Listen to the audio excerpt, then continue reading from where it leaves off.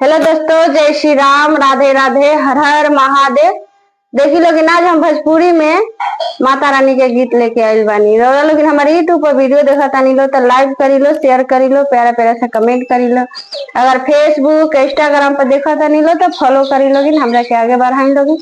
हम इंट्रो बाद गाना सुनाओ तनी लोग, गाना के फुल आवाज में एंजॉय करी लोगी। जय हो माता रानी।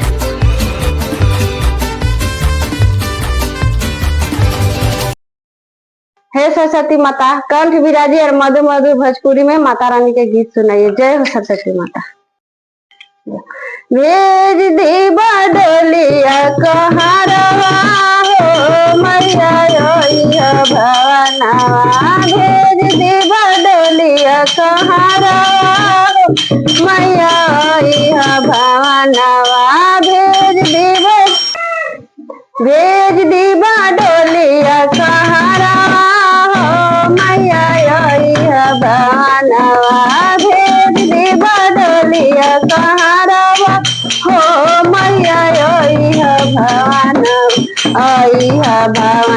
मैया भवनवा, भवनवा मैया भवनवा, भेज दी बडोलिया कहारवा हो मैया भवनवा, भेज दी बडोलिया कहारवा हो मैया भवनवा।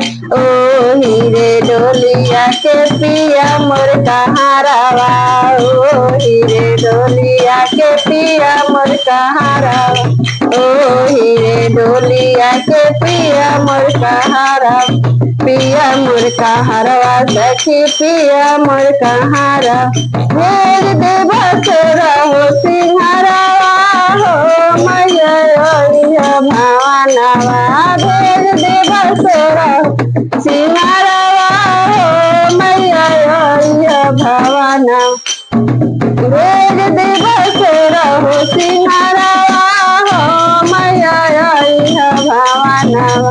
ओ हीरे डोलिया के मोर देवर कहारवा, ओ हीरे डोलिया के मोरा देवर कहारवा, भेज दे बडोलिया कहारवा हो मैया भवनवा, भेज दे बडोलिया कहारवा हो मैया भवनवा, भवनवा मैया भवनवा, भवनवा मैया भवन। ओ हीरे डोलिया के मोर भैया रे कहारवा, ओ हीरे डोलिया के मोरे भैया हो कहारवा, भेज दे भला की चुनरिया हो मैया भवनवा, भेज दे भला की चुनरिया हो मैया भवनवा, भेज दे भला की चुनरिया हो मैया भवनवा।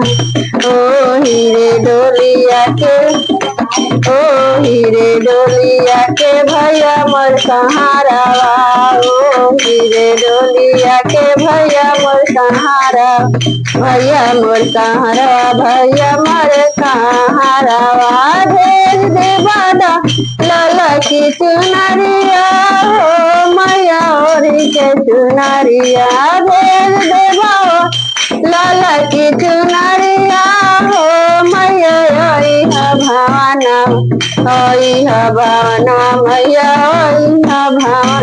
ओ हीरे डोलिया के मोरे बेटा रे कहारवा, ओ हीरे डोलिया के बेटा रे कहारवा, भेज दे बडोलिया कहारवा हो मैया भवनवा, भेज दे बडोलिया कहारवा हो मैया भवनवा। ओ हीरे डोलिया के मोरे दामाद कहारवा, ओ हीरे डोलिया के मोरे दामाद कहारवा, भेज दे बडोलिया कहारवा हो मैया भवनवा, भेज दे बडोलिया कहारवा।